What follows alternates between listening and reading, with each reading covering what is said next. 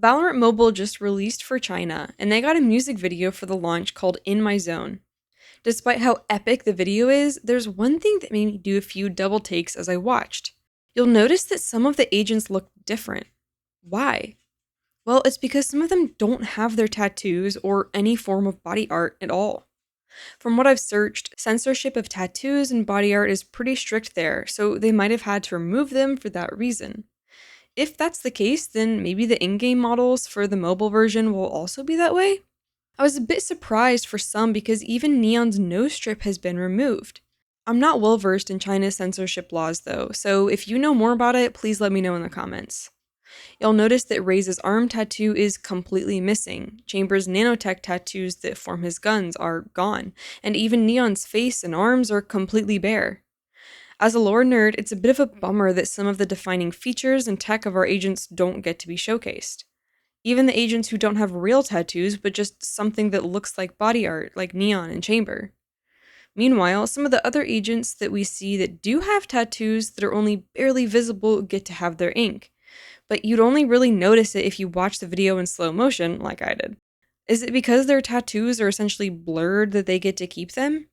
It honestly leaves me really confused. Let me know what you think. Is my disappointment justified, or is this no big deal? If it is censorship, then Riot didn't really have a choice in the matter, but it's still a bit sad to me. The video itself, though, is pretty awesome. The story is told from the perspective of Alpha Earth's VALORANT Protocol with a team of Viper, Neon, Jett, Sova, and Omen. They first go to Haven to take out the Omega VALORANT Legion's team of Chamber, Sky, and Reyna, who are trying to steal some Radianite. Viper is trying to make a game plan, but Jett and Neon just rush in. Reyna gets one-tapped by the op, classic, and then Neon runs in to take out Sky with Jett ulting behind her. Chamber gets a shotgun of knives, and the fight's easily won. Seeing Chamber without his nanotech, though, is so strange to me.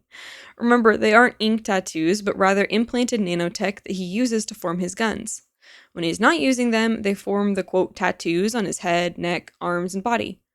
We don't see Chamber with his custom op, so they either removed them for censorship, or it's meant to be implied that he took out his tour de force, but we just don't see him with it. Either way, it's just odd to me to see him without them. After the fight, Viper gives the two duelists a disappointing look for going in without them. The team then heads to Fracture, where another Legion group has been seen, consisting of Raze, Brimstone, Yoru, Cypher, and, it's happening, stay calm, Breach. He has finally shown up for more than half a second in a cinematic. This fight is a lot more difficult for them, though. The team is trying to make a game plan as Sova drones in, but Jett gets too impatient and goes in early. Viper tries her best to cover Jett and takes out Yoru, but her peek means that she's in Cypher's line of sight. He fires and hits Viper's face and mask. As she goes down, we see the fear in Jett's eyes as she realizes her mistake. Her impatience caused that. Sova moves Jett to safety as Brim and Breach fire away. Sova realizes he's out of ammo and things are looking bleak. But Jett gives her gun to Sova and they come up with a game plan. Jett actually waits for her cue to go in with the Omen blind. Progress! She's listening! They get a few, but the spike is about to go off and Breach and Cypher are still alive. Jett starts sticking the defuse as there's no other choice with how much time is left. Breach and Cypher peek out to stop Jett. Sova is able to stop the Breach, but there's no one left to stop the Cypher. Jett flinches as she prepares for the worst, but Viper shows up with the last of her strength to get Cypher. This allows Jett to defuse the spike just in time.